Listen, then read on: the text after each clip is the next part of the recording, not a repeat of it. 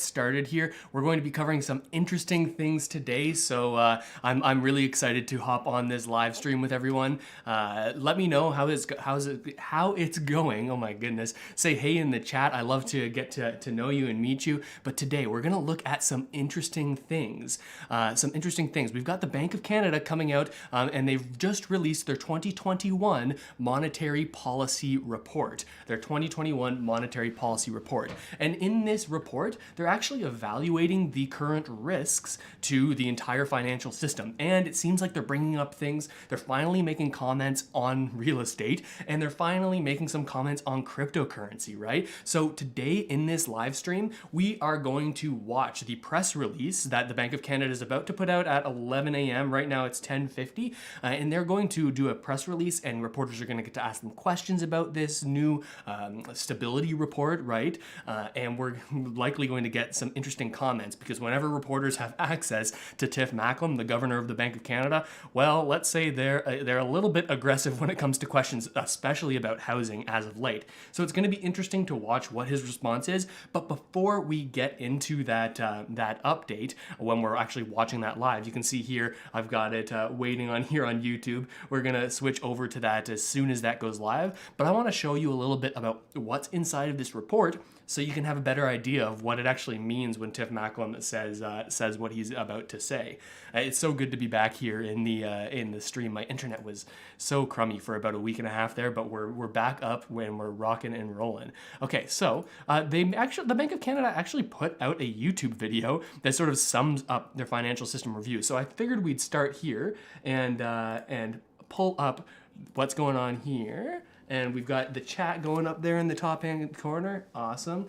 All right, so let's take a listen in on what is actually inside of this report. We'll take a look at the actual document in a moment. But again, this is the summary video that the Bank of Canada just posted on their YouTube channel. Okay, that's a little loud. Okay, and I was watching on 2x speed. All right, we're back down to normal. Okay, so they say there's financial vulnerabilities and they remain a source of concern, rising household debt and housing market imbalances. Okay, so the Bank of Canada seems like they're coming out more aggressively here on, yes, oh, I see someone, Jesse, babyface. Yeah, I've got my babyface today. First day of the playoffs for the Leafs. You gotta grow a new playoff beard. Hopefully it gets long by the end of it. I'm hoping I get a nice big beard going by July. And the mispricing of assets exposed to climate change. Okay, interesting. I wonder if they mean low or high. Yeah, like if oil, maybe they're talking about oil here and saying that that's overvalued in the stock market or those types of assets. Yeah, okay. So let's check out this next slide here. This music.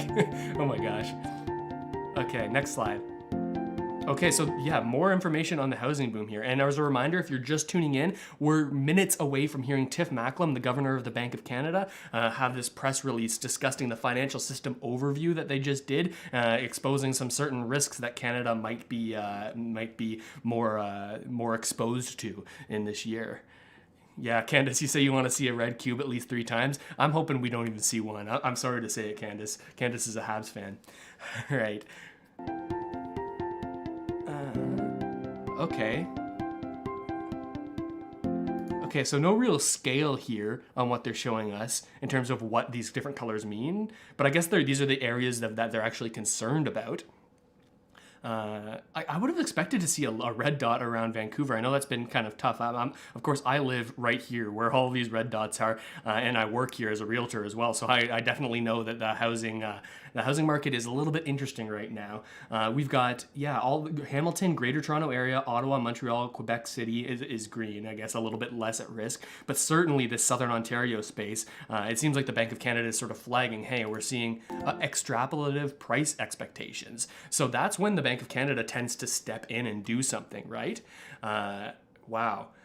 Yeah, because they don't really care if there's supply and demand and the value's going up because of just supply and demand. But when they start to see, and this is exactly what Tiff Macklem's probably going to say when someone asks him this, but when they see extrapolative price expectations, that means that, hey, people are just buying homes because they're so convinced that the value's going to go up, and they're not really thinking about how much debt they're taking on and how that's going to work out with their lives, especially at these low interest rates as they currently are. If a shock causes prices and incomes to drop, it could lead to financial stress among highly indebted households. Okay, yeah, so people who put down a low loan to value, right, a 5%, that's kind of what they mean. Highly indebted households could have financial stress if prices drop, essentially putting them underwater on their mortgage. Of course, something I always like to recommend is making sure you buy a home that you can house hack, right? Rent out some of the property and cover the vast majority of your mortgage. That's what I personally do, and I'm able to save and invest a lot more. Okay, interesting stuff. And again, if you're just tuning in, we're about to hear from Tiff Macklem, the governor of the Bank of Canada. Apparently, there are some concerns that they have about cryptocurrency, about real estate, about current interest rates, and certain risks going forward for Canadians. So it'll be interesting to hear what they have to say. And while we're waiting here for them to begin, make sure to drop a like on this video. It helps me out getting this stream out to more people who could be interested in this sort of stuff. So I'd really appreciate that. And feel free to say hey in the chat. I'm seeing tons of people in there. We've got Tanya and George and Iron, and we've got Jesse and Lisa. So many people hanging out. So drop a comment in there. Let me know how you're doing and where you're tuning in from. Are you from a green circle or are you from a red circle like me?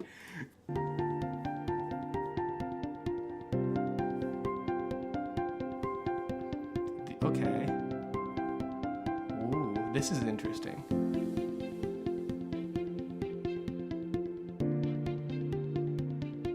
Okay, so they're saying the asset management industry has outgrown the capacity of banks to supply market liquidity and lend to the real economy during times of stress. A spike in demand for liquidity could lead to bond markets to freeze, making it harder for firms to access funding. Okay, so it sounds like they're concerned that these big asset managers, these mutual funds, pension funds, that if they're ever in a need in a time where they need more liquidity, like they need more cash funds to maybe pay out different investors or people who are paid into these funds, well, they may not be able to get it from the big bank, the central bank. So that's something that they're concerned about. We'll probably hear more about that soon.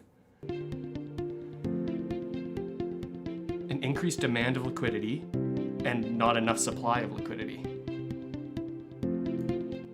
Assets exposed to climate-related risks are generally mispriced. A large repricing of these assets can lead to financial losses for investors. That's interesting that they bring that up, like actually commenting on where investors have their money and how that's a structural risk for Canada. I don't know about that. It sounds like they're saying here, hey, if you're invested in something that's not green, right, that's has risks of climate change sort of tied to it, hey, they're saying, oh, well, these could be overpriced. A little bit odd that the Bank of Canada is commenting on a certain asset class here. Interesting stuff. We've got Danzig saying, hey Russ, I'm from Niagara Falls, Ontario. Thanks for all your videos and information. Yeah, thanks for tuning in, everyone. Yeah, let me know how it's going in the chat. I love these live streams because I get to know you a little bit better. All right, and again, if you're just tuning in, we're about to hear from Tiff Macklem, a live press conference, and we're going to do a little bit of analysis after that and some Q&A. This is just the quick review, the summary of what's inside of this report. The financial system also remains vulnerable to the reliance of some businesses on fragile, high-yield debt markets. A successful cyber attack on a major financial institution that causes system-wide disruptions. Is there anything else on this list? Nope. Okay, we'll hear more on that. That's interesting too. We're going to have time to go back to all this. Vulnerabilities amplify the effects of a negative shock on the economy and financial system, resulting in a large decline in household income and house prices. Vulnerabilities amplify the impact of the trigger event. Risk larger effect on the real economy and the financial system, households, businesses, financial system. So they're saying we're at risk here. If there's something that like an event, a trigger event, like a black swan, this was like COVID when that started. That was a black swan. Nobody knew it was going to happen. Well, if we have another one of those happen here, the Bank of Canada, it sounds like they're saying, if this could result in a decline in household income and a decline in house prices and a global repricing of risk, so people cycling out of assets that are higher risk, well, that could be amplified by the vulnerabilities here in Canada and have a negative impact on households, businesses, financial systems. Right now, the Bank of Canada doesn't have a whole heck of a lot of wiggle room, right? They can't really lower interest rates to sort of stimulate the economy. Are they really going to ramp up their quantitative easing program where they're essentially printing billions of dollars of bonds every single week to supply the big banks with liquidity, as well as finance the Canadian government, some people will say, and just adding all this money to the system? It really does put us at risk for some of these things. I'm so excited to hear what Tiff Macklem has to say here. He's probably going to do a little speech, but then I think the reporters are going to be a little bit alarmed by what's being said here. So the questions that we're going to hear from them are what I'm really looking forward to here. Okay. All right, okay. As the world recovers from COVID-19, the Bank of Canada will continue to monitor vulnerabilities and risks to the financial system. And, okay. Oh, and we get the full, yeah, we're going to go over this too. There's like a full document, and we're going to see exactly what they're saying. They actually did mention cryptocurrency for one of the first times that they've actually commented on this, right? So yeah, here's the page that I'm waiting on. This is where they're going to start in like 1 minute, they say. So that's up, and I'm going to switch over to that as soon as they get started. Yeah, it's going to be interesting to watch here. What do you guys think? Jay says, TIFF has been very arrogant and tight-lined on housing topic lately. Clearly that means it's a bigger issue than some think. Yeah, I mean, Tiff Macklem has said, he's essentially admitted that quantitative easing, their program, their driving down of interest rates has caused a huge housing boom, right? He's said that, but he doesn't, he's been kind of tight-lipped about it, and he's sort of saying, hey, we need to provide this stimulus for the entire economy, and essentially, if that means there's a hot housing market, that's going to change things. After which we will go straight to your questions. So I will turn it over to you, Governor. Thank you, and thank you all for joining me to discuss the Bank of Canada's Financial System Review, which we published this morning. The purpose of the FSR is to identify and explain key vulnerabilities in the Canadian financial system. Vulnerabilities need not lead to serious problems. Some will work themselves out before bad things happen. But the lesson from history is that if left unchecked, vulnerabilities can lead to calamities, either because they amplify negative shocks by making a bad situation worse, or because they become sources of instability themselves. On analyse les vulnérabilités avec deux objectifs. Le premier est de mieux gérer les risques.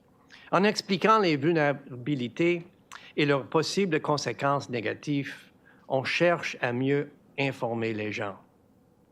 Plus les ménages, le secteur privé, les autorités financières et publiques comprennent les vulnérabilités du système financier, plus ils peuvent les gérer et les neutraliser.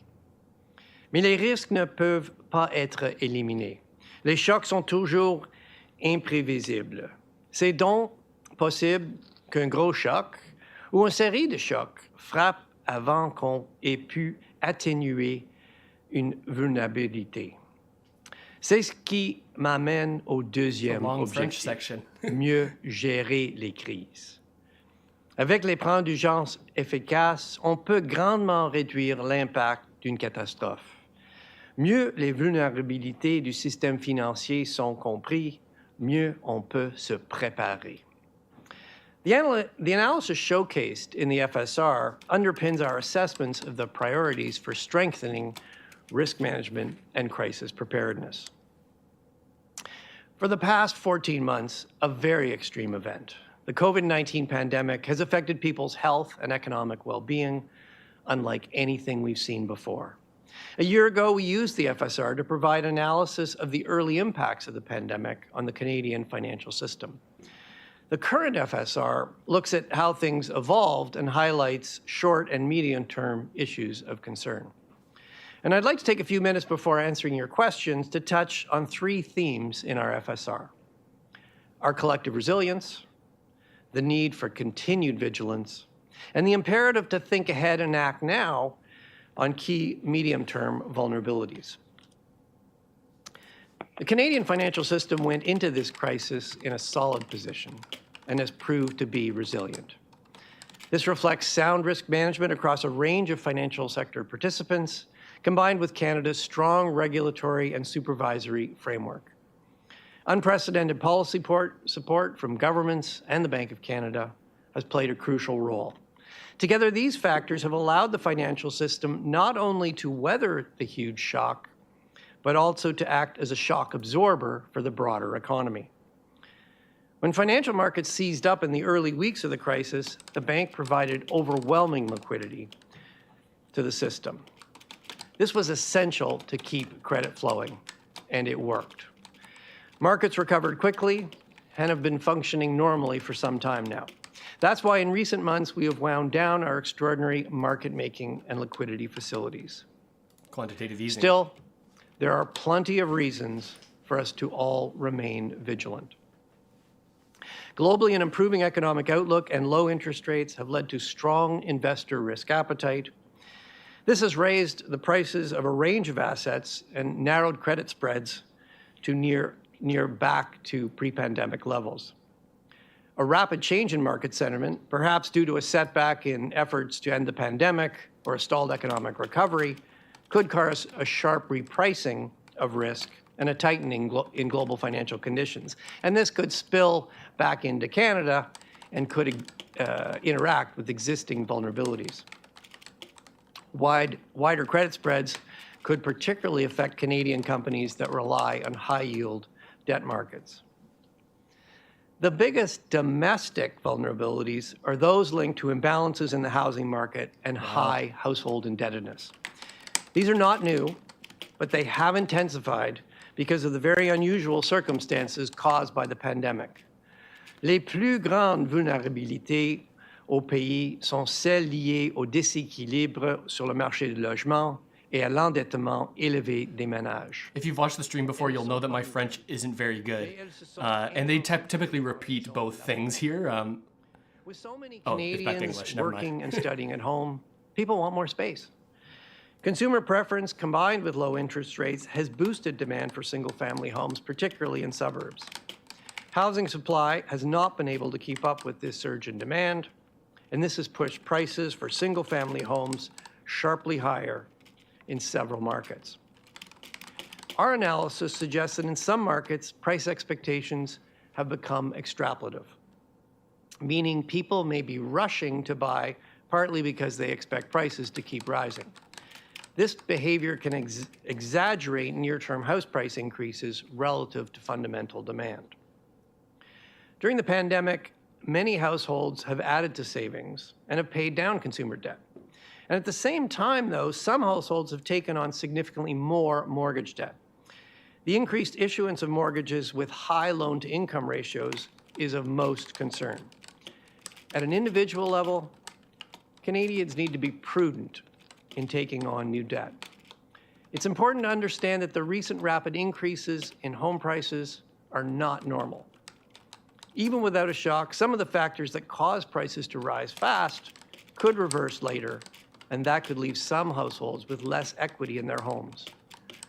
Au niveau individuel, les Canadiens doivent être prudents quand ils empruntent. Il faut comprendre que la hausse récente et rapide du prix des maisons n'est pas normale. Même sans choc, Okay, so maybe we'll have a second here to talk about it. Wow, some big statements here from Tiff Macklem. Some big statements. He's never come out and said so clearly that they view it as extrapolative. People saying that, hey, I'm just buying a house because I know prices are going to go up. Are unusually low. Wow. Borrowers and lenders both have roles in ensuring that households can still afford to service their debt at higher rates. Counting on ever higher house prices to build home equity that can be used to refinance mortgages in the future is a bad idea. In this regard, the proposal by the Office of the Superintendent of Financial Institutions to introduce a fixed floor to the minimum qualifying rate for uninsured mortgages is welcome. As well, measures in the federal budget should help increase the supply of housing. More generally, achieving a better balance between demand and supply in the housing market will be important for reducing these housing-related vulnerabilities. In the FSR, we also discuss a number of ongoing issues that we need to take seriously now to protect our financial system and economy in the future. First among these are climate-related vulnerabilities. The potential impact of climate risks is generally underappreciated, and they are not well priced. That means the transition to a low-carbon economy could leave some investors and financial institutions exposed to large losses in the future. In this FSR, we use a new approach to map how severe weather events and financial vulnerabilities could interact. We find that in some parts of the country, particularly British Columbia and Ontario, households that are highly leveraged are also more exposed to severe weather events. The bank, together with OSFI and the financial sector, is also working to address financial system implications of different scenarios for transition to a low-carbon economy. We're learning a lot from this work, and we will publish a report on this later this year. Wow. A second ongoing vulnerability is fixed income market liquidity. While financial markets are currently functioning well, the extreme market stresses that occurred when the pandemic struck highlighted the vulnerability of the financial system to sudden spikes in the demand for liquidity. Over the past decade, the potential demand from asset managers for market liquidity in periods of stress has outpaced the capacity of banks to provide it. And we are working both at both the domestic level and with our international partners to better understand this structural liquidity vulnerability and how best to improve the resilience of core funding markets. Finally, the digital transformation of the economy and the interconnected nature of the financial system globally and in Canada increases the risk of a cyber attack. The recent ransomware attack on a top U.S. pipeline is a timely illustration. The FSR discusses a number of cybersecurity initiatives the bank is leading. And with that, I would be happy to answer your questions. Sur ce, je serai heureux de répondre à vos questions. Wow, so much was just said there, highlighting a whole bunch of vulnerabilities for Canadians, both in the housing market and investors. The Bank of Canada is kind of taking a stance here on what people should be investing in. I've never heard that before. I'll just want to remind people that to mute their line if they're not asking a question, you can do so by pressing *6 and unmute by pressing Just as questions are rolling in here, thanks for everyone tuning into the stream. Make sure to leave a comment and like the stream and send it to anyone who you think might find it interesting. de votre choix. Pour mettre votre ligne en mode discrétion, appuyez sur *6. Pour l'enlever, faites *6 encore une fois. So our first questions will come from Kim McCrail of the Wall Street Journal, followed by Shelley Hagan of Bloomberg, and then Jordan Gowling from CTV. So Kim, first question and follow-up to you, please. Thanks. Kim McCrail from the Wall Street Journal. The report that was published today shows that high loan-to-income ratio mortgages make up a greater proportion of new mortgages than they did during the 2016-2017 boom. And higher house prices are more widespread regionally compared with that period. So I'm wondering if you can explain that, in 2016, 2017, we were hearing a lot of alarm bells about housing markets. To what extent are we in a similar situation, and if not, what's different this time? Well, thanks, Kim. Let me say a few things about what we're seeing, and then back up a little bit and provide some assessment of why it's happening. So, as you highlighted, our particular concern is that we are seeing the increase in mortgage debt is particularly concentrated in mortgages with high loan-to-income ratios, and the measure we focus on, which is a fairly standard one, is the mortgages that are more than 4.5 times, the loan is more than 4.5 times the income of the borrower. And as you suggested, those have risen. They're running at about 22% of mortgages now. Pre-crisis, it was in the teens. Sort of 13, 14%, and as you mentioned, back in 17, 18, or 16, 17, peaked at sort of the high teens. So it is somewhat above, and that is a worry. We do worry that households could be stretching, and the evidence we're seeing of extrapolative expectations in some markets in Canada. Provides more, provides additional concern. When we look at some other measures relative to where we were 16, 17, there is some pickup in investor demand in housing, but it is not as pronounced as it was in 16, 17. We're seeing some evidence of people turning over houses quickly, or sometimes called flippers. Again, there's some evidence that that's increased, but again, not nearly as much as 2016, 17. So coming back to to what's going on here. To a large extent, as you indicated, this is very broad-based in Canada. In fact, you're seeing this in most countries around the world, and it really comes down to the fact that with so many, with lockdowns, containment measures in Canada and around the world, everybody's spending a lot more time at home. In Canada, more than 5 million Canadians are working at home. Children are studying at home. Recreation is at home. People want more space. And they're willing to move, and with more flexible work arrangements likely to stay to some degree, they're willing to move to the suburbs and to other towns because they expect they won't have to commute as much to work. What our concern is that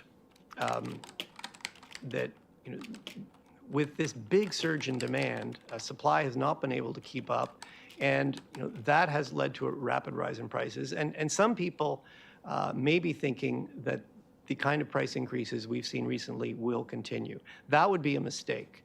And in that regard, the measures taken by or proposed by OSFI to introduce a minimum floor qualifying rate in the B20 guidelines, I think that will be helpful.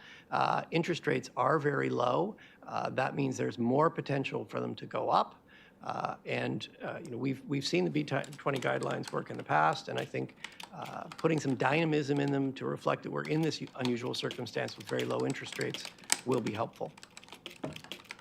Wow. And that OSFI quote that he's talking about, what they're trying to do is they're trying to make it so that in order to qualify for a mortgage, you need to actually qualify for a higher rate on their mortgage, right? Essentially, this is going to lower people's buying power by 5%, roughly, right? Based on what the typical numbers that we expect to see. So someone who could previously afford a mortgage for $1 million, right? They'd only be able to afford $950,000, right? So whether or not that's going to make a difference in the market, I don't know. What do you guys think?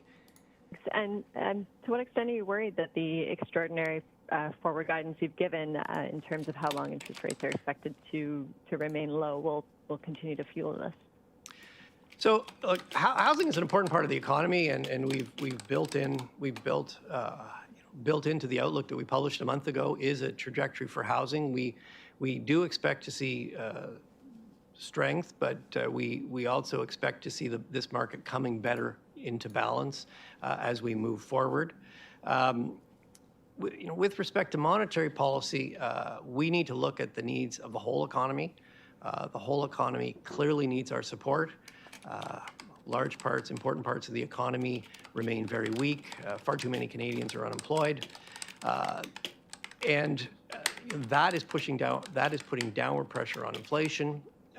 And the economy, needs our support to get back to sustainably at our inflation target. I think using other macroprudential measures to protect Canadians and manage this vulnerability, I think is helpful. And as I said, we welcome the proposal by OSFI.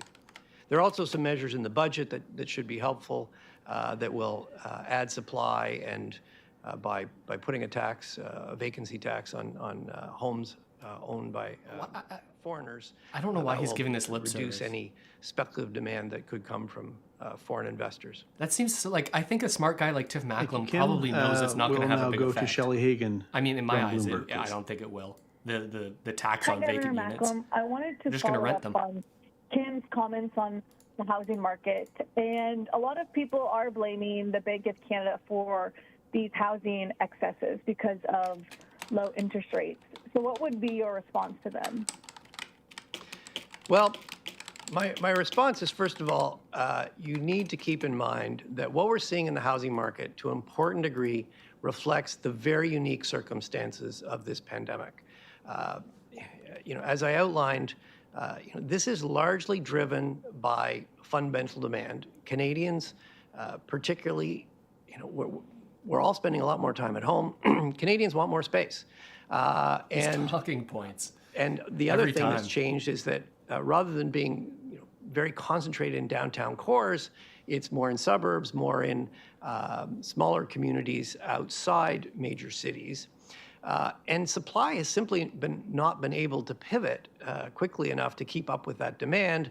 And what you're seeing is rapid increases in prices.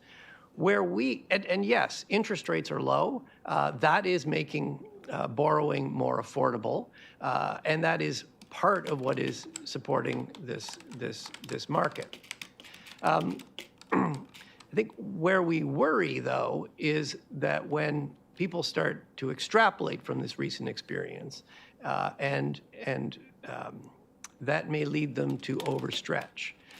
And if Canadians overstretch, at some point in the future, the risk is that their access to credit will be more limited. They will have to reduce their consumption a lot more than they'd want to in order to pay their mortgages. That's not going to be good for them. It also could create sort of an extra sort of macro cycle, and that's really an important focus of this report, bringing in these macro financial conditions in our assessment of the risks and vulnerabilities. And has the bank calibrated its policy to reflect these concerns on household debt and housing market vulnerabilities?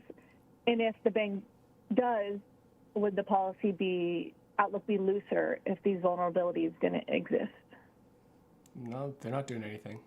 Sorry, can you just repeat the question for me there?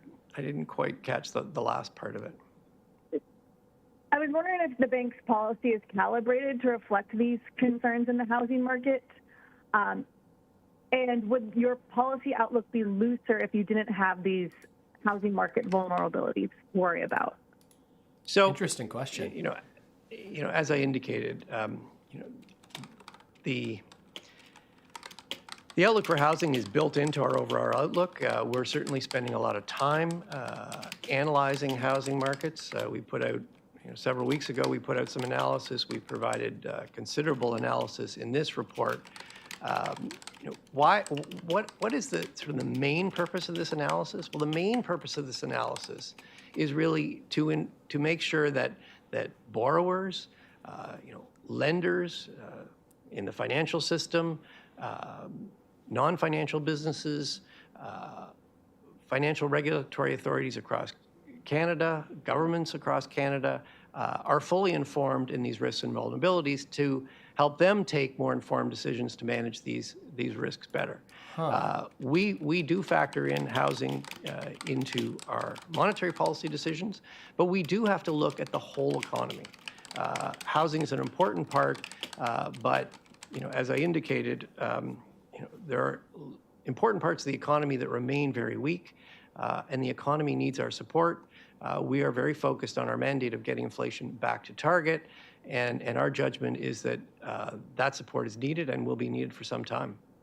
Will be needed for some time. So more low for long interest rates. Okay, thank you, That's Shelley. interesting. We're going to go. So they're saying here that and we're going to flip back to this in 1 second, but that's so interesting what they're saying here. And note all my Leafs gear, go Leafs. I've been seeing people in the chat. That's why I shaved my face. We're growing a new playoff beard. We're going to get back to those questions. So interesting what he's saying there, though. They're saying that, hey, we're analyzing housing markets.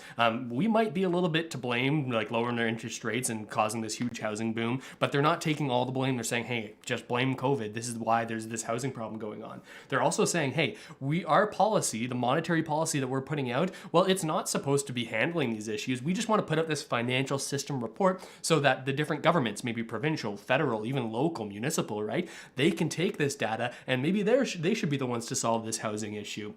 And this is consistently what we've seen from the Bank of Canada saying, hey, we need to support the entire economy. We can't just change our policy to solve this housing problem. That's not our job. It's actually not in the Bank of Canada's mandate to do so. Interesting stuff. Let's see what this next question's all about.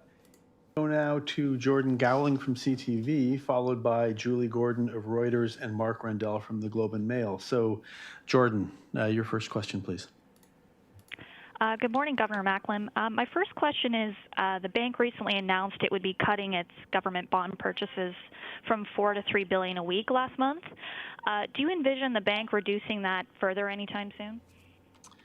Well, I'm really here today to talk about our financial stability report. We've got our next our next monetary policy decision in early June, and at that time we will give you we'll certainly we'll take a decision and we'll provide you an update on our outlook, on our sort of assessment of incoming data. Certainly, we'll have a new outlook in July.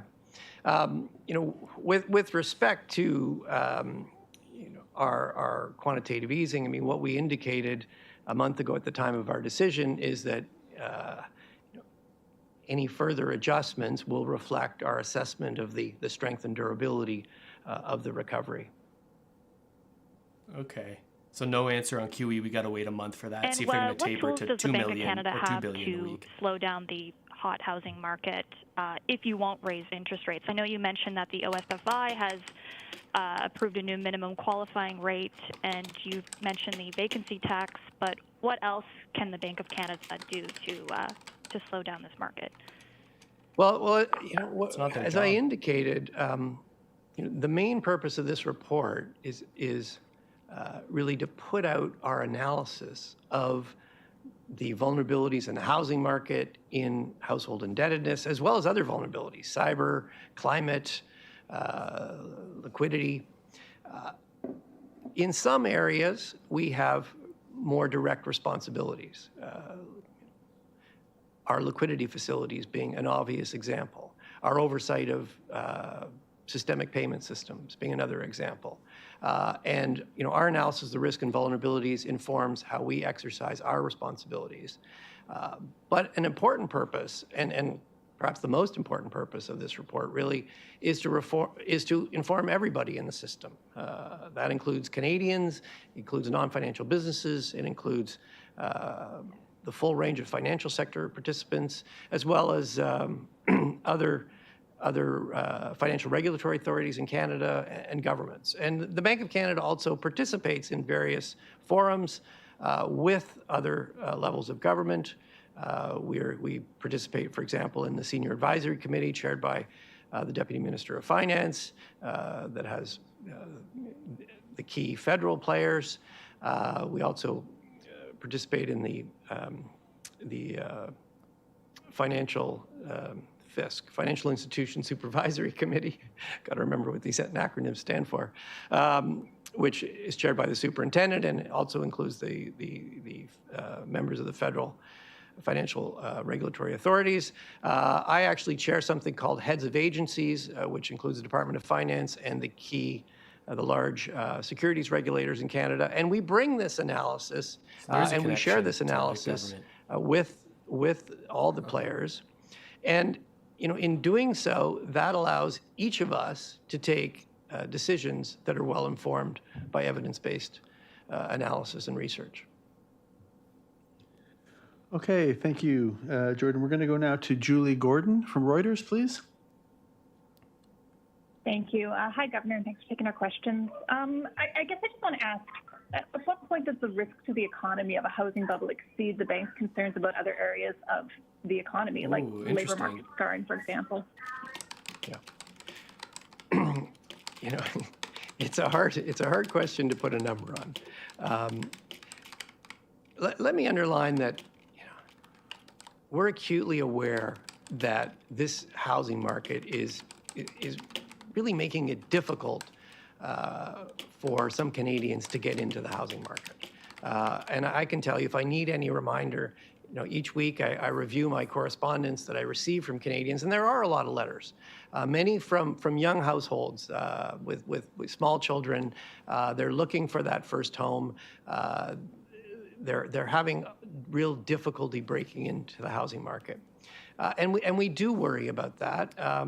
And we want to see Canadians achieve their goals. We want to make sure that they're not overstretching and creating a situation that could be difficult for them and could have macro consequences. The other thing we also have to worry about all the other parts of the economy. There's still 500,000 jobs that have been lost since the beginning of the pandemic that the economy has not got back. There's probably roughly about another 200,000 people that, students that have entered the job market in this over this more year of pandemic. Mothers that are coming back from maternity leave, other people that are coming into the labor market. We have to worry about them too. And the key to achieving our inflation target, our mandated objective, is making sure that overall in the economy, there is a balance between demand and supply. That is what will sustainably get inflation back on target. And right now, there's still a lot of excess supply in the economy. That's a weird kind of non-answer, right? Like she said, hey, we recognize your position on housing and how you need to support the entire economy, so you can't just raise rates to lower housing prices, right? That's what she was saying. She's saying, hey, we recognize that, but at what point does a housing bubble provide risks to the rest of the economy that you're trying to support? Like if there's a huge crash in the housing sector, well, like how does that affect the rest of the economy? And should you not be taking measures now to sort of slow that growth because of the excess risks on the rest of the people in the economy that they're saying they're not acting in the housing market in order to protect those people? We'll talk about that more in a second, but I find that pretty interesting. And I mean, just to follow up on that, from the other side, I guess, I mean, is it time, if you're sitting here and putting all this information out for us today on what's going on in the housing market, it's obviously a concern for you. I mean, is it time for government to step up and intervene a bit more than they have already? And if not, what conditions would get us to that point? Well, as I said, government, first of all, let me say a few things. This was a vulnerability before we went into this pandemic. And what we're seeing now as this, it is intensifying. But, over the past number of years, a number of measures were taken. The B20 guidelines being a good example. Of a measure that was taken. It has clearly had some effect. It has strengthened underwriting standards. That is reducing the vulnerability to the financial system. The banking system has high levels of capital. That's reducing the vulnerability to the system. So measures have been taken. We're in a very unique situation right now. And with respect particularly to the B20 guidelines, what I'd highlight is that when that guideline was brought in, the qualifying rate in the stress test was 5.5%, 6%. With interest rates now so low, that qualifying rate has come back. And what I think is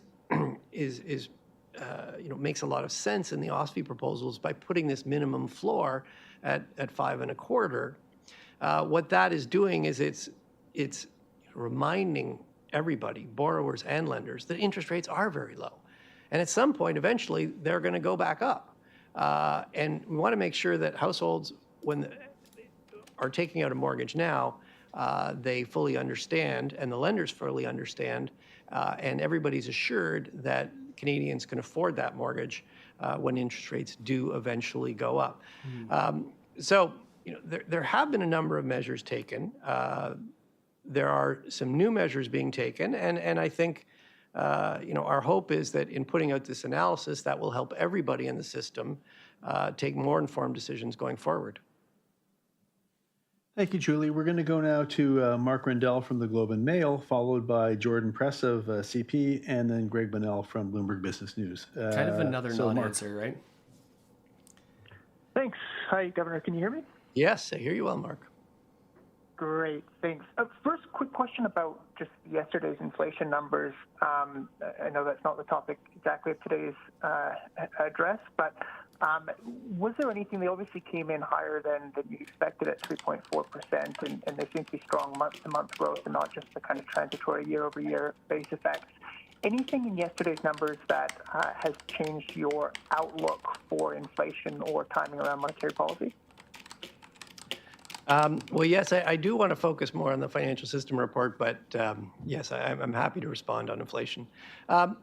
Mark, we have been saying for some time that we expected inflation would go up to around 3%. And that's because a year ago, inflation was very low. In fact, a year ago, inflation was slightly negative. And what that means is that the base price for many of the goods and services in the CPI a year ago was very low. And we measure inflation as the 12-month rate of change. So when you start from a very low number, you can get a large increase. We expect that that will be temporary. We call these base year effects. In fact, if you look at StatsCan's publication yesterday on the CPI, they did a good job of explaining these base year effects. And we also put something up on our website to update our sort of explanation of base year effects. So anybody wanting a little more explanation, have a look there. But I think the important point is that these base year effects are temporary. They will dissipate going forward. And as they dissipate, the underlying downward pressure on inflation coming from the fact that we have a lot of excess supply in this economy will pull inflation back down closer to target. With respect to our outlook, we put out our outlook in our April monetary policy report, and this trajectory for inflation that I've just explained, it's in our projection. We will get some more data before our next decision. I guess the most important piece will be the national accounts. That'll certainly give us, what we can see. The data we do have for the first quarter certainly suggests it's going to be a very strong quarter. The national accounts will give us a better sense of how much strength will be sort of handed off from the first quarter to the second quarter. But overall, the data we have received in the month or so since our April MPR, both on inflation and on output, is broadly in line with the projection that we laid out a month ago. As I said, we will be getting more data. We will be updating our views, and we'll certainly lay that all out for you and our next monetary policy decision date in early June. So another very interesting non-answer. The reporter who asked that question said, hey, I recognize that there's year-to-year inflation, right? We saw like a low inflation number at the beginning of the pandemic and one compared to right now. Well, of course, that inflation is going to seem high. And that's what Tiff Macklem said. Hey, expect some high inflation numbers here, you guys. But the reporter actually said, I recognize that there's that base year effect, what we just talked about, but there's also been inflation rate, rise in inflation on a month-to-month basis, which could indicate that it's not just base year effects and that there could be some more inflation. Again, just looking at the CPI, which some people think isn't a good indicator of inflation, but we could see this be actually rising month to month, not just year to year. Tiff Macklem kind of ignored that question. I wonder if this person is going to follow up and ask more. Great. Follow up on the actual report today. You talk about liquidity in fixed income markets and the challenges that we saw last March. I'm wondering, what did you learn about the fixed income market last March that you didn't necessarily see before when bond markets started seizing up? And on top of that, you mentioned, the banks looking at expanding who may have access to facilities, in moments of crisis. Can you tell me a little bit more about what that might look like or what that means? Yeah. So, look. We went into this pandemic incredibly suddenly, a little over a year ago. This is a hopefully once in 100-year pandemic, and in that circumstance, there was huge amounts of uncertainty. Markets froze, and the Bank of Canada came in very quickly in scale with a whole series of liquidity and what we call market maker of last resort programs to restart markets. And fortunately, it worked, and we've now been able to unwind those programs. I think there's two ways to look at it. You can say, okay, well, this was just a once in 100-year thing, and it's not going to happen again, so don't worry about it. Well, I think one of the things, what we saw, though, yes, this was a very extreme shock. But what we did see is that, and what this experience highlighted, is that the asset management industry has grown relative to the banking industry. It's bigger. The other thing is, in the asset management industry, is particularly in this low interest rate environment that we've been in now for more than a decade, there is more search for yield. They are taking on more alternative assets, real estate, infrastructure, for example. Those tend to be less liquid. In some cases, they're also using leverage to boost returns.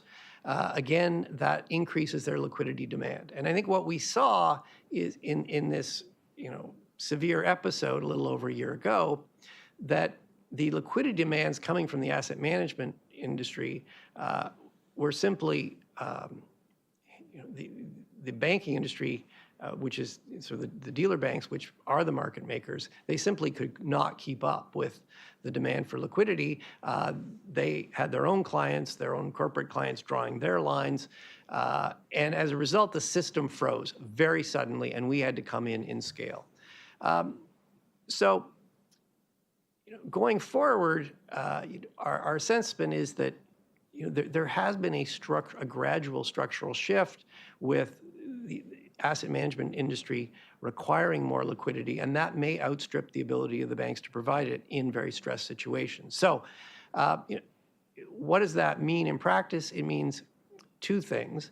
There will be some analysis of what sort of liquidity requirements should there be in the asset management industry. And then the other part, which is particularly for us to look at, is what are the implications for our emergency liquidity facilities? The last thing I'll say is this is not unique to Canada. This same scenario, this same set of events played out in major economies around the world. And there is an international effort coordinated through the Financial Stability Board to look at the vulnerabilities in what's called the non-bank financial sector or non-bank financial institutions, and particularly what are the implications for liquidity and how to manage that, what expectations should be on the demanders of liquidity, and what are the implications for central banks and the design of their liquidity facilities. Okay, thank you for that. I've got 4 names left on my list, and I'm hopeful that we can get through them all. So let's go quickly now to Jordan Press.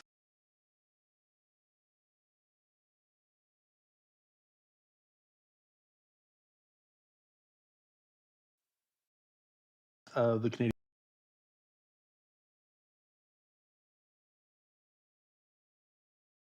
Press. Good morning, Governor Macklem. I'm wondering, with this report and everything you've said about housing, you have a lot of messages for a lot of different Just actors realizing in my the mic housing wasn't on market. there. So I'm wondering, who do you hope hears your message the most? Is it the home buyers, the homeowners, the lenders?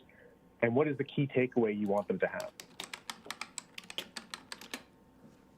Jordan, look, let me give you, I think, the key takeaways from this report. I mean, I think the first key takeaway is that the financial system has actually been very resilient to the COVID shock. And that reflects sound risk management in the system. It also reflects the response of the government in providing extraordinary fiscal supports and our own response with the exceptional liquidity we provided. That should be reassuring to Canadians. But the second message is that we do need to be vigilant. And some of the vulnerabilities that we had before the crisis have come back.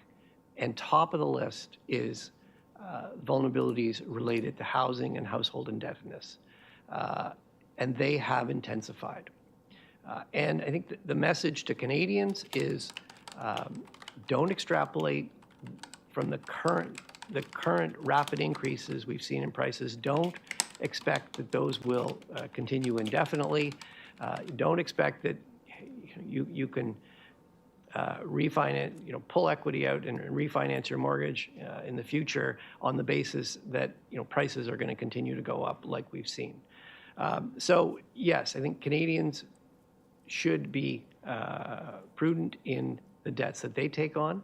Borrowers should really be making sure that they're lending in a way, they're lending to support borrowers who will be able to afford the debt that they take on. And I think for other financial authorities, various levels of government, the analysis we put out, I think will be helpful in helping them assess the vulnerabilities and assess assess what sort of measures they might want to be considering if more ultimately needs to be done.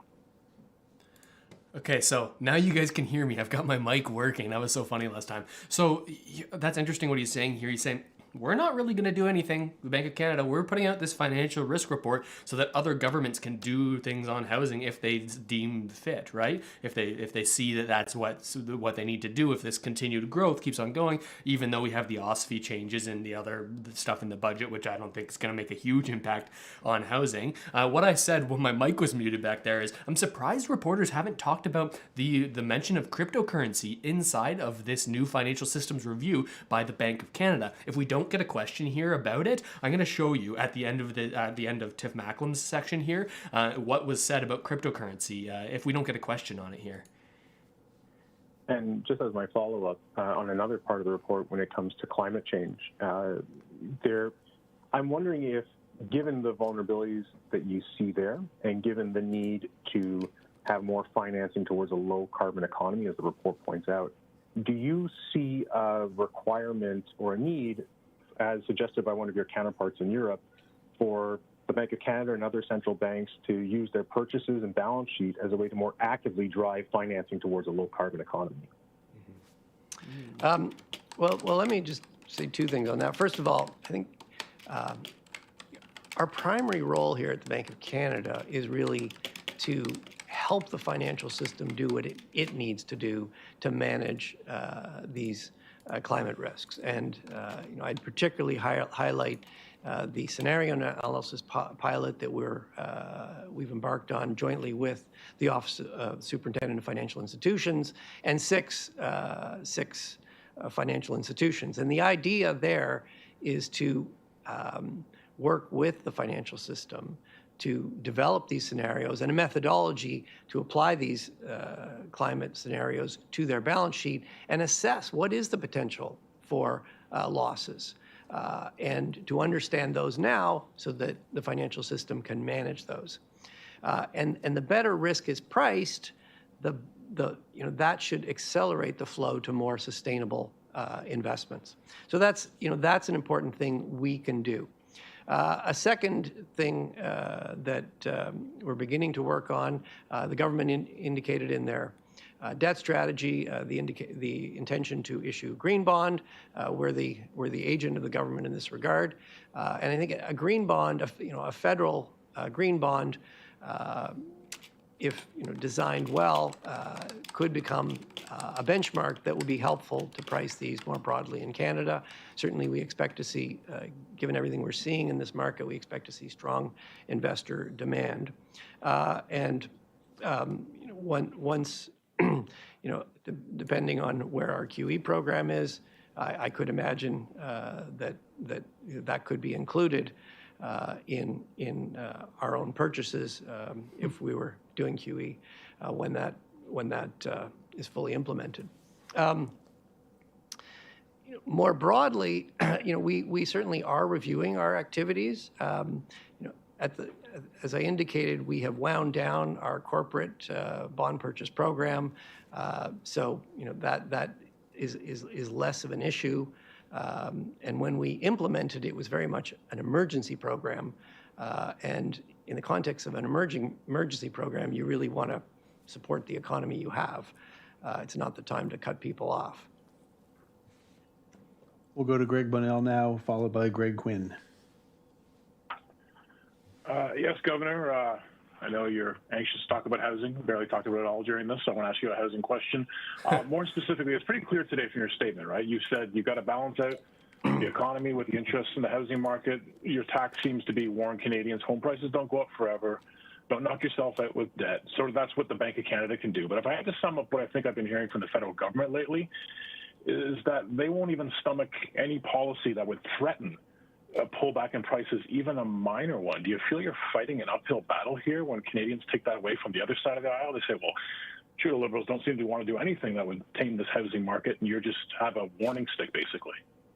I like this question. I actually think we have a distribution of responsibilities in Canada across the system, and I think if you look over, the past number of years, I think what you've seen is that different players are taking actions. We've seen a number of actions taken by different governments, by the Office of the Superintendent of Financial Institution, by provincial regulatory bodies, and it does take some time. I think you've got to recognize we're in a very unique situation here. This sudden surge in demand is very much linked to the pandemic. As we all get back to more normal activities, we may see this diminish to some extent on its own. I think from our perspective, it's important to put out the analysis, all the analysis we have, and help everybody take more informed decisions. He's just saying the same things. All right, thank you, Governor. No follow-up. Thank you, Greg. We'll go to Greg Quinn from Market News. Good morning. I saw the report mentioned a survey of investors who cited uncertainty around the pace of fiscal or monetary stimulus being withdrawn.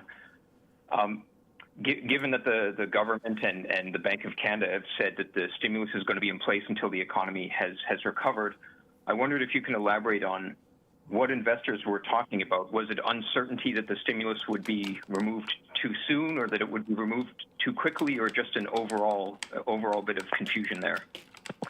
Well, I noticed that too. I guess from monetary policy perspective, I think Canadians can be assured that we are looking at the whole economy.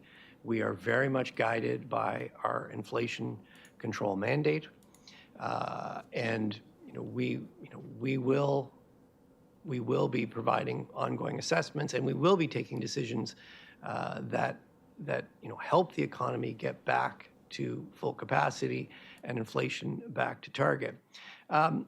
I think what you're hearing from market participants is that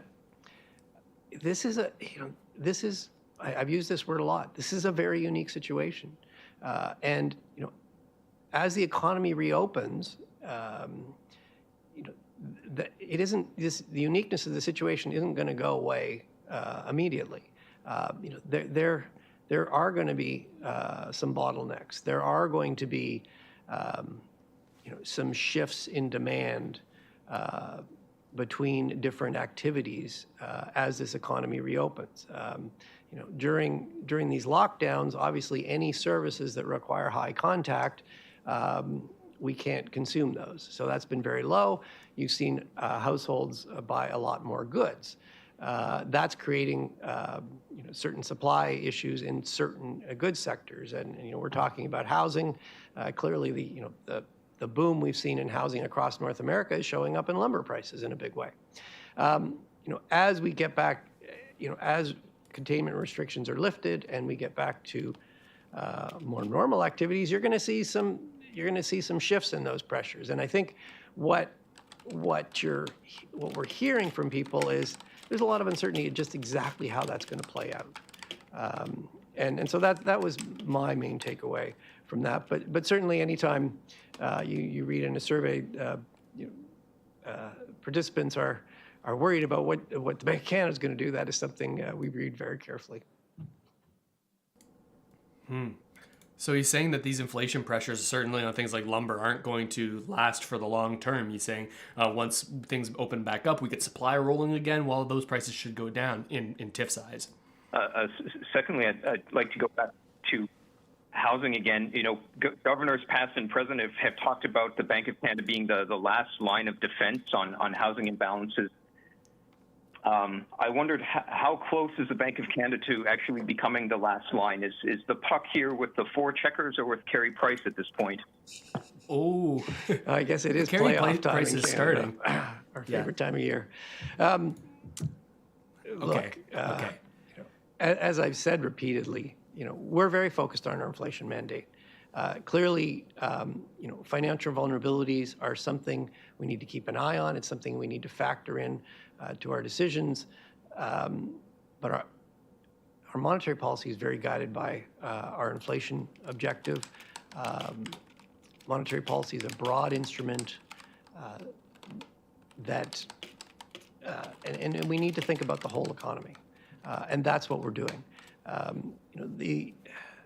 As I've said several times, it is really important that Canadians, borrowers, other levels of government, everybody in the system has a really good understanding of the risks and vulnerabilities in housing. And by understanding it, that should help everybody manage it. It will take a collective effort. Thanks for that, Greg. We are just about out of time, but I'm going to call on Dave Parkinson of the Globe and Mail for one final question, please. Dave. Sorry, just unmuting. I didn't think I'd get a chance. Thanks, Governor. Just wanted to touch on the inflation question from another perspective. It was certainly one of the issues brought up in the report in terms of market vulnerabilities, that there was a possibility of a shift in inflation expectations being a meaningful vulnerability to the markets. And certainly, we've heard a lot of talk, given the anecdotal evidence of price increases, given what we've seen from the actual CPI numbers, both here and in the U.S.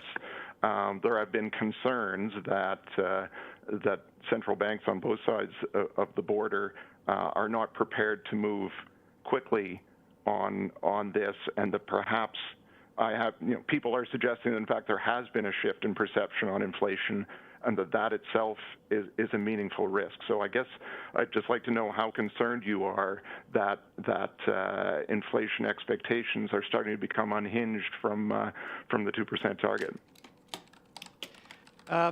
Well, Dave, as I indicated, we put out our outlook for inflation. We expected it to come up to around 3. It has done that. And we'll be assessing the data going forward, but so far the data both on the real economy and on inflation is coming out broadly in line with the outlook we provided in April. I will remind you, though, that in that report we highlighted a number of risks. There are always risks around an outlook, and one of those risks was that the increases of inflation that we expected to see become more persistent than we expected. And certainly, how might that happen? Well, particularly as the economy reopens rapidly, we could see more, we've already seen some supply chain problems. We could see more supply chain problems. Some parts of the labor market are very weak. Other parts of the labor market are actually quite strong.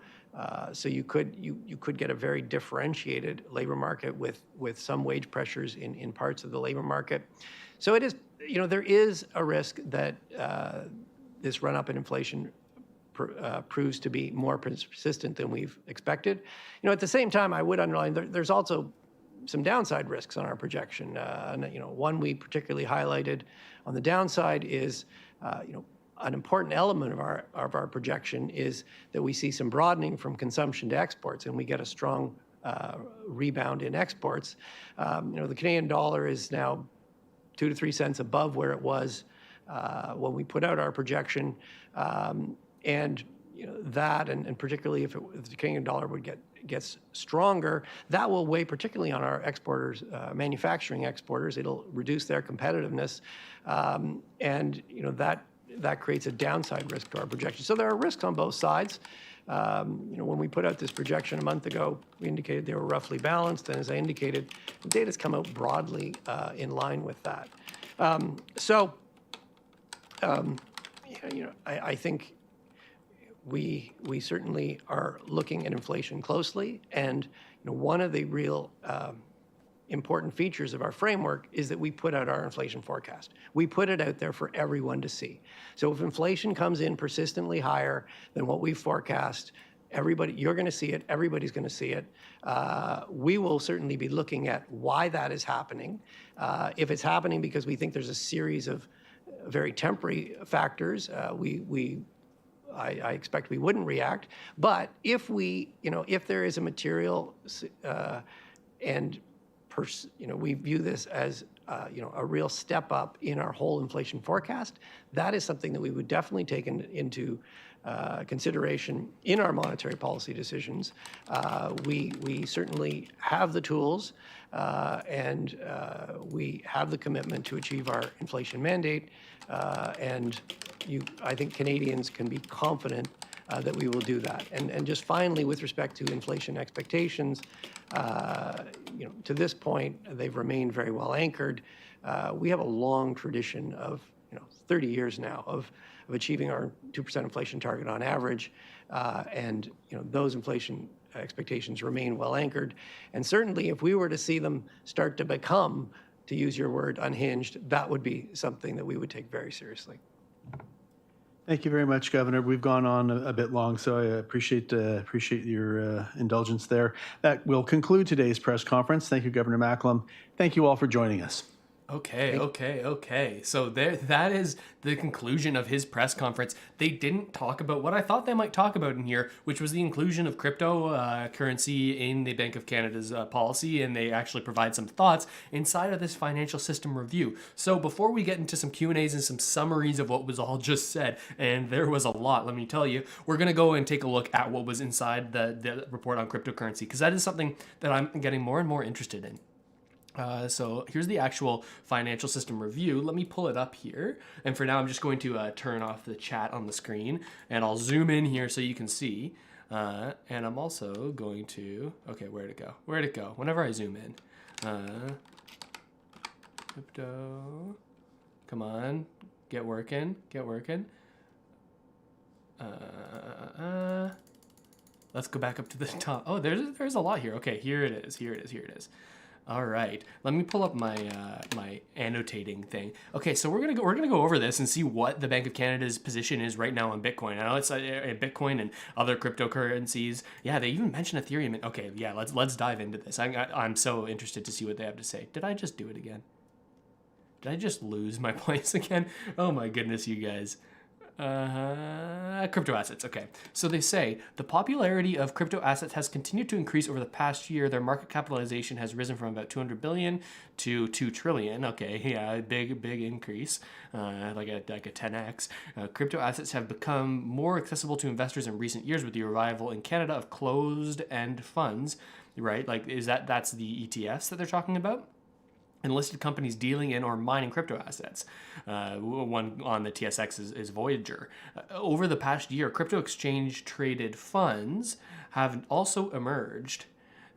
So that's the Bitcoin ETFs. These securities allow investors to access Bitcoin, Ethereum, and other crypto assets without having to hold or trade them directly. Also allows you to have exposure to Bitcoin and other cryptocurrencies inside registered accounts, right? Your TFSA, your RSP, your RESPs. However, while these investments have received much attention from the media, their footprint remains small relative to the size of the financial market. In addition, price volatility stemming from speculative demand remains an important obstacle to the wide acceptance of crypto assets as a means of payment. Despite the broadening institutional interest in crypto assets, they continue to be considered high risk because their intrinsic value is so hard to establish. Yeah, it's hard to do some fundamental analysis. Oh, and thank you, Frank, for the super sticker there. I appreciate you. Thank you for supporting the stream with that super sticker there, Frank. You've been such an awesome supporter of the channel. I appreciate you. I hope you're having a good Thursday here. That's awesome. Everyone give Frank some love in the chat. All right, and they go on here to say, among crypto assets, stablecoins have emerged as a potential solution to price volatility. Stablecoins are typically backed by a basket of assets such as national currencies or traditional financial assets. From a financial stability perspective, the less volatile nature of the stablecoins could make them more suitable for use as a means of payment and a store of value. But stablecoins still share some of the same risks as other crypto assets. Notably, unless stablecoins are backed exclusively by Canadian dollars, their widespread adoption could inhibit the bank's ability to implement monetary policy and act as a lender of last resort. Ah, okay, interesting. So, wow, the Bank of Canada is doing their research on crypto.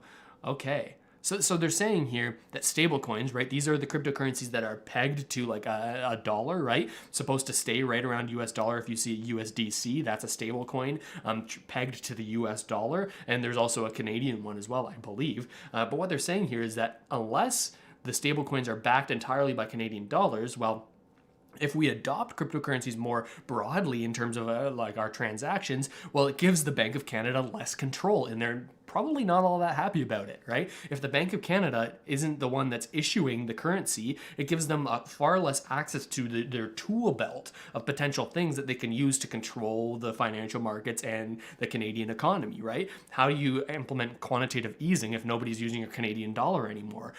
You can't have access and control to these stablecoins unless they're specifically pegged to the Canadian dollar, which I'm thinking likely they won't be in terms of in broad terms.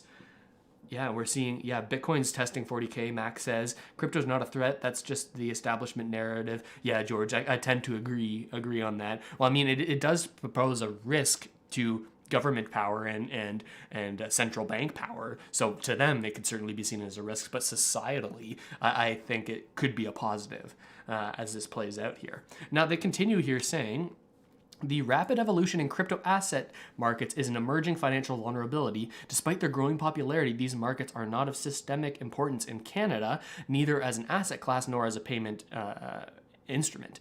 But this could change if a large technology firm, a so-called big tech with a sizable user base, decided to issue a cryptocurrency that became widely accepted as a means of payment. So a so-called big tech, are they talking about like FANG, like Facebook, Amazon, Netflix, Google, like those big players? Wow, okay. So they're worried that big tech is going to issue a currency that everyone's going to switch over to. That's an odd take. The regulatory response is taking form, but challenges remain. At this time, key regulatory challenges associated with crypto assets include investor protection issues related to crypto asset trading platforms and the use of crypto assets in illicit transactions. Okay, so this is a narrative that everyone likes to spin about Bitcoin, that, hey, everyone's just using it to money launder and do the criminal activities. Janet Yellen in the States definitely pushed that narrative really hard. But they do say there is a risk here to crypto asset trading platforms in terms of investor protection. Like, these aren't insured like banks are, right? So there are risks there, as well as potential risks in liquidity in those crypto trading platforms, right? This is a potential issue with things like BlockFi, where you can earn interest on your cryptocurrency. I hold most of my crypto portfolio there, earning interest. If you haven't checked it out, you can get $25 worth of Bitcoin when you sign up. There's a link in the description. But that'll actually pay you interest. But they're paying you interest because there's lending going on as well, and there's issues potentially in the liquidity markets of these cryptocurrencies. If everyone were to want all their cryptocurrency and take it off of all these exchanges, would we have the required funds in liquidity to provide that to people, right? Similar to a bank run, we don't actually have all the money that we need to if everyone went to the bank at the same time.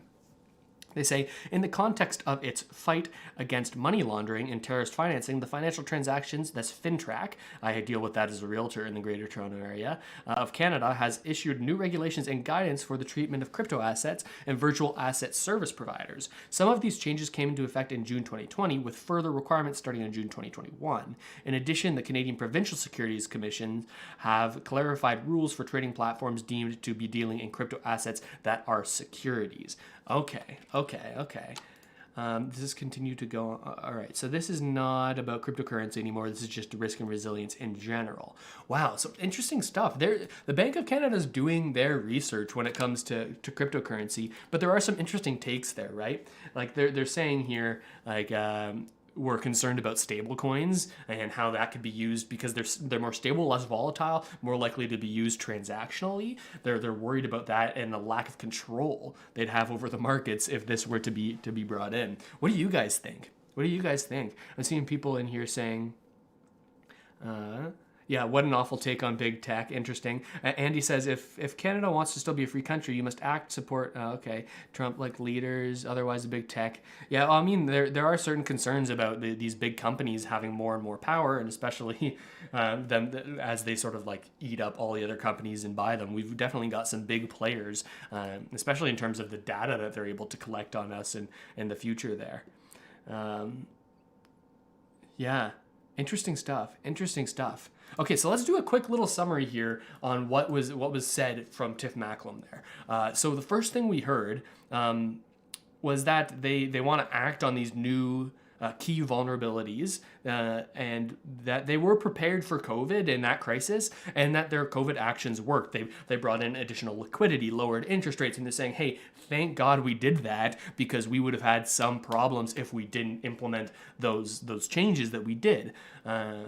And they're saying that rapid change of COVID could cause a repricing of risk interacting with our vulnerabilities. So they're saying, hey, if the situation gets worse from where we are right now, we don't have a lot of tools to help. We're like at our floor right now.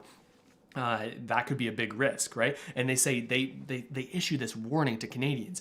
This is the biggest risk to Canadians. It's housing, and specifically housing and families that have bought houses with a high loan to value, or an LTV as we call it in the business, loan to value. This is the ratio of how much equity you have in the property versus how much is paid for with a loan, right? So like if you put down 5% as your down payment, the lowest that you usually can do here in Canada, well then you'd have a high loan to value, because you have 95% of the home paid for as a loan, and only the value that you hold into it is only the 5%, right? So they're worried about people in those situations for a number of different reasons, because interest rates could rise, and what happens after the end of a fixed 5-year period. These are some of the issues they talked about here.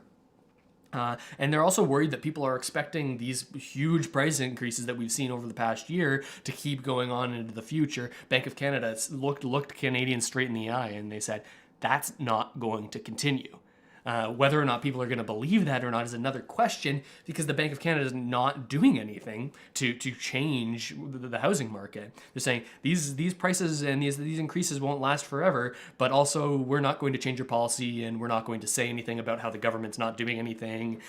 So it's like a messaging thing right here, right? Sometimes the messaging from the Bank of Canada can actually be a little bit of a tool to use as well. If they come out and say, hey, we might raise interest rates, we are like worried about housing, this could drop, well, maybe that sort of self-fulfills as some people start to believe that, right? Even though they're not actually doing anything in terms of their monetary policy.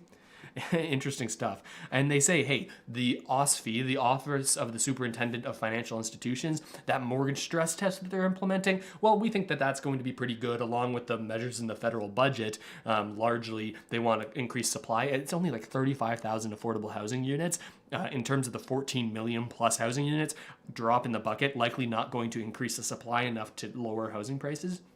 And they also talk about the new tax of 1% per year on the value of the home for vacant units, right? Largely investors that are leaving units vacant just maybe as a hedge against their country's currency. They're saying, hey, we're going to tax that. I don't think it's going to do a whole lot, because, well, they could just pay less than 1% per year and get a property manager to rent it out. Could help the rental market, but certainly not the overall housing market. And they're also worried about cyber attacks. They brought up that whole U.S. pipeline attack, that ransomware attack, and they say that we could be particularly at risk for something like that, and that they're continuing to sort of monitor this and look into best practices for the future in terms of these cyber attack concerns. So those were the main things he mentioned in the speech. But where things got a little bit interesting, that was the questions that the reporters actually asked, saying, hey, new mortgages are higher leverage than before. We're seeing so many more people have these high loan to value, and the Bank of Canada came out and said, hey, anyone who has 4.5 times leverage on their mortgages, they're worried about that, and that's what they take a look at, right? So like if the amount of equity you have in the home, multiply that by 4.5, if you're still not at 100%, then you're over that 4.5% leverage. That's what they're worried about. And they're saying those households are actually exposed to environmental risk as well, because, hey, if there's more climate change and more damage done from extreme weather conditions, well, these people who maybe are going to be in the future underwater on their mortgages, or particularly strained, well, they won't have the ability to finance the changes they need to make, and maybe the maintenance and on all these risks that are going towards housing here. And they also continue to push that urban migration story, saying we have more people leaving the big cities, more people moving out to the suburbs, and that's a large degree of what the supply the supply and demand issue is, right? They're saying it's urban migration, but they do say, hey, we do recognize our interest rates right now are pretty low for a pretty long time. We might be at fault a little bit, but he kind of downplays that. Says, hey, it's not really our fault. Just blame COVID. We had to do this. And they continue to ask, is the Bank of Canada to blame on housing? They say no blame COVID. We're only helping the prices go up a little bit through our policies. And they also asked, would your policy as the Bank of Canada be looser, like lower interest rates, more quantitative easing, if you weren't worried about housing? He essentially says that not really. They're not trying to look at housing too heavily when it comes to their monetary policy, but they want to put out these ideas that there is some risk here so that other bodies can control it, so that the government control it, whether that be federal or provincial or even municipal. They say, hey, we're putting out this risk analysis. Do with it what you will. We're not really going to do anything. That's what he's saying right here, right? This would have been the opportunity for the Bank of Canada to do something, but they're saying right now we can't. We can't raise interest rates. We can't do these things. Largely because, in their eyes, Tiff Macklem here, the governor of the Bank of Canada, is saying if we raise interest rates, well, what effects is that going to have on the overall economy? We've got to worry about the overall economy, not just housing. They think if they raise interest rates, well, hey, that's going to have a negative effect on jobs numbers, right? Less people will be able to get jobs because if interest rates go up, businesses take out less loans, people are less likely to spend and to stimulate the economy, and as a result, businesses likely wouldn't do as well, and then that sort of trickles down to lower employment numbers, right? So they're saying, hey, there's still a lot of slack in the jobs market. Until that gets all sucked up and people have jobs again, we're kind of stuck between a rock and a hard place here. We can't address housing because if we address housing, well, it's going to suck for people who don't have jobs, and maybe people will lose their jobs as we raise interest rates. And that led to an interesting question as well, where they said, the reporter said, well, hey, like at what point does the risks in the housing market, the increase of prices here and potential bubble, if something drastic happens there and we see a huge drop, well, won't that also affect the economy broadly? And at what point do we need to worry about that instead of worrying about the interest rate side of things with the jobs numbers? It was a really interesting question, and I was a little frustrated because Tiff Macklem didn't really answer the question at all. He said, hey, it's hard to provide a number, and then he went on and said all the things he usually says about that. Also, he's giving a no answer about whether or not the bank will taper QE, the quantitative easing program, right? That's the program that at the beginning of the pandemic saw the Bank of Canada printing $5 billion every single week, which was then lowered to $4 billion, and now just as of last month was lowered down to $3 billion a week. But still, $12 billion of new money entering the system every single month here in Canada, and they may lower that in the future, but maybe not, he says. He also talks about inflation here, saying that it came in at 3.4% just yesterday. Lots of people are concerned about inflation right now. Tiff Macklem is not one of those people who's concerned. Bank of Canada isn't worried about inflation right now. They say, hey, we're going to see this higher inflation, higher than our 2% target.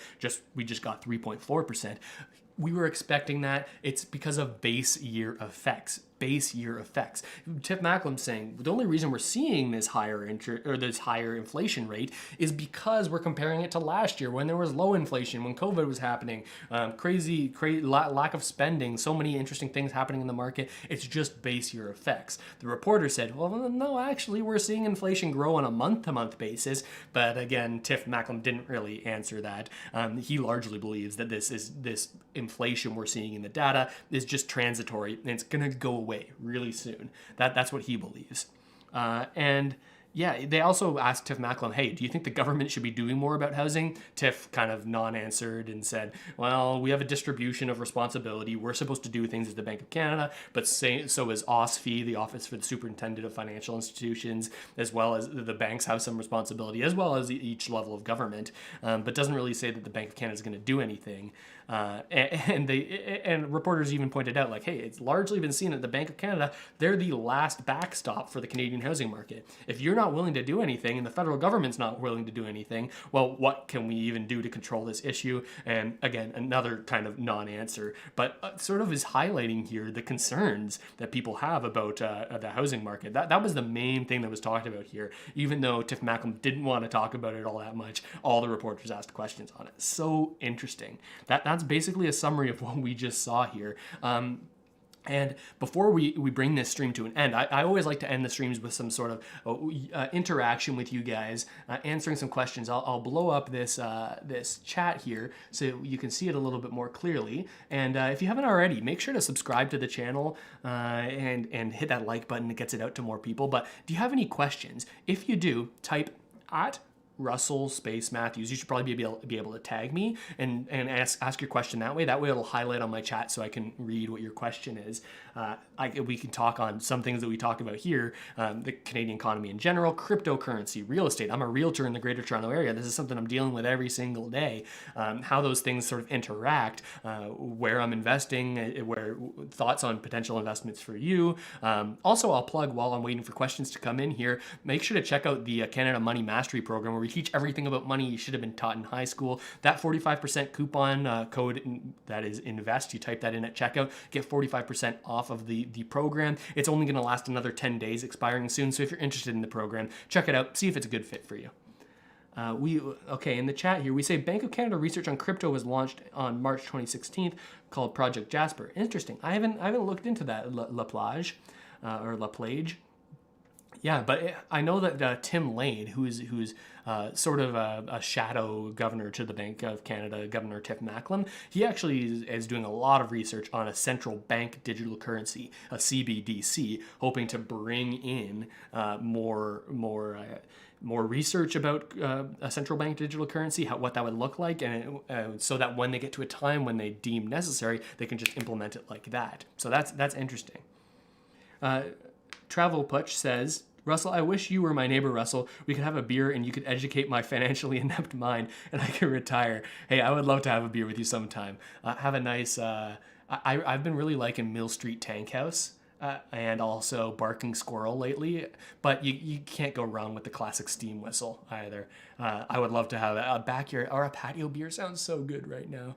Oh my gosh, especially at playoff time, right? Check the jersey, which side? Check the jersey, check the hats. I don't know if you can see it behind the chat here. We got hat. I think is there a third? Yeah, another hat. I don't think you can see it. Right there. I can't control my hands when I'm looking at the camera. Oh yeah.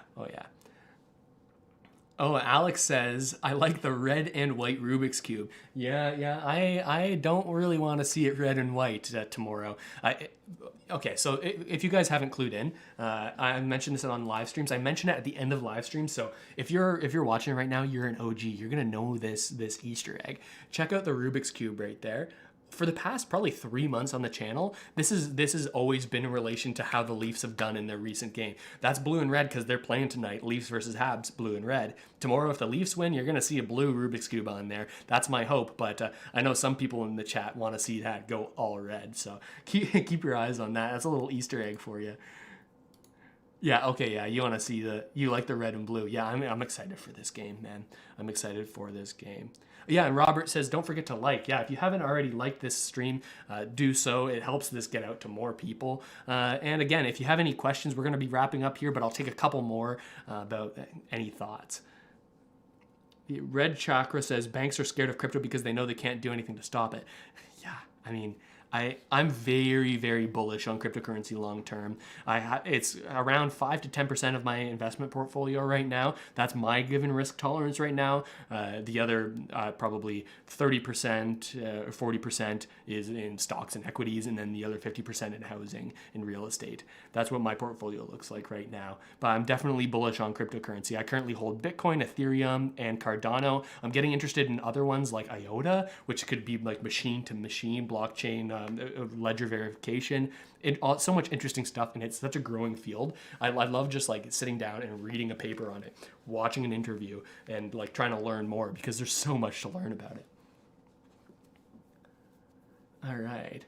Lucid Dream says, our politicians need to sit down for 6 months to a year if needed to design a new system that is for the people and not the corporations. Yeah, the tricky thing is though, right? Corporations donate to these political parties and help fund their operations. So like they're always going to be like sort of straddling this line as like how much do we change? Like we've got our cronies and our buddies providing us funding. The extent to which that's happening, that could be debated, right? But there's a little bit of it happening. Certainly, I think anyone would agree with that. George Alonso says, have you ever sold a property for crypto? No, I haven't sold a property for crypto. I'm not even sure how that would work, like on the contract side of things. Like as a realtor, you get used to like oh my gosh, I'm standing right here with my face in the chat and I'm just realizing that. I'm gonna make that a little bit smaller. Yeah, I don't even know how that would work out. Like as a realtor, you get used to like, hey, this is how deposits work, this is how you get it to their bank, and this is how the whole transaction works, and you get super comfortable with that as a realtor over time. But it'd be interesting to see how that changes with cryptocurrency.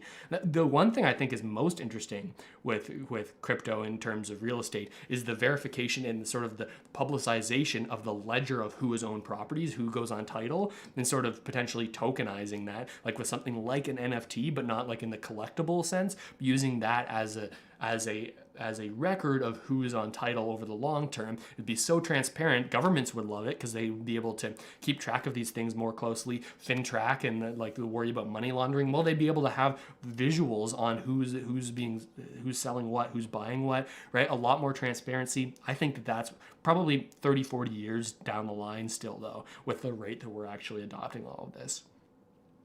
Alex K says, I'm very bullish on ADA, that's Cardano, but at the end of the day, I don't believe governments will adopt it. They will have their place in the economic system, though, so I will continue to invest. Yeah, it's really a toss-up on what's going to happen long-term, Alex. I think that Cardano is interesting because of their focus on bringing the lending and financing capacity to third world countries.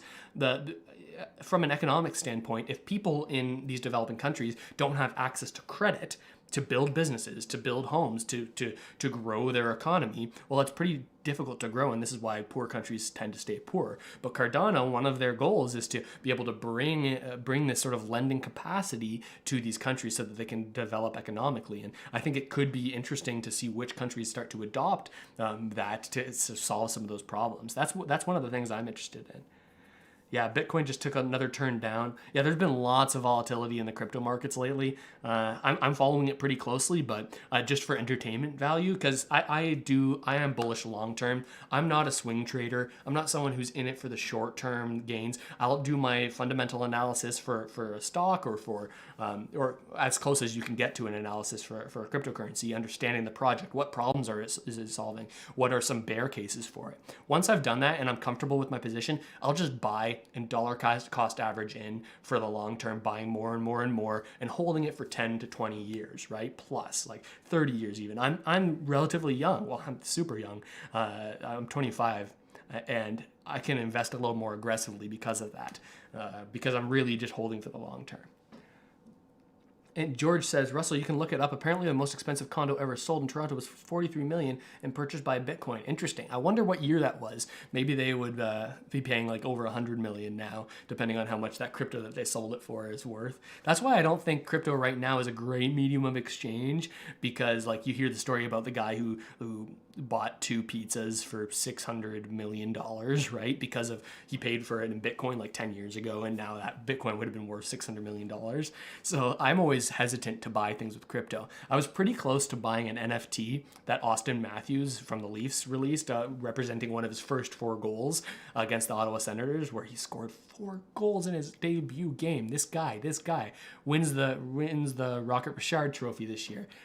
Gotta love him. Gotta love his last name too. Can't beat that last name. But I almost bought that with Ethereum, and if I did, this was right before the recent Ethereum boom, I would have spent a lot more than I would have been comfortable for paying for that NFT, and I don't think that would have gone up in value at the rate Ethereum did. So concerns about the transaction, how transactional these cryptocurrencies will actually be until they stabilize over the long term. Andy says, crypto is a scam, mostly like the dot-com bubble, thousands of them, but only a few will be left in the next few decades. You know, with your first sentence, crypto is a scam, I don't agree with that. I think it's a solid technology that can help people, but there are many cryptocurrencies that are scams and are rug pulls. They'll try to get you to buy in, and then the person who created it will sell it all, and you'll lose money. There's lots of scams out there. That's why this is what I talk about a little bit in the Money Mastery Canada program. But you got to know what the solutions are. What is this cryptocurrency doing for society? Who's the development team behind it? What are they doing? What are their goals? How are they backed up by research? Like, how is this working? You need to answer these questions. You can't just YOLO speculative bet on a cryptocurrency, because there's so much out there that just, like the .com bubble, is promising until you look a little deeper, right? Support small business. Yeah, I appreciate that. Joe McLean. They also say, Bubakar says, the only crypto that will last are the one that will provide utility. Yeah, I agree with that. If it's going to do something, if it's going to actually solve a problem, then absolutely. Awesome. Well, I appreciate everyone for hopping in here on the stream. Thank you so much for tuning in. I love these live streams because I get to meet you individually, one-on-one. We get to, I recognize names in the chat from times that you guys keep on tuning in. So I'd love to see you in here next time we do something like this. Finally, my internet is back up and is stable, and I can live stream again. There was like 2 weeks there that my modem was messed up and my internet service provider was being crappy, and I would just get 30 seconds of internet service and then another 30 seconds where there was just no service at all. So I drove over and sat in my car and uploaded my YouTube videos from my friend's outside my friend's house, connected to their Wi-Fi, sat there for a half hour.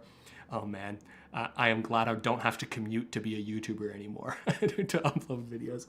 It's solved now, but thanks for tuning in on this stream. Share this video with your friends if you think they might be interested in. Probably going to put a summary video up of what we heard from the Bank of Canada here in the next few hours. Yeah, thanks for tuning in, everybody. I hope you have a great rest of your day. Go Leafs, go. All right, we'll see you guys next time. Bye.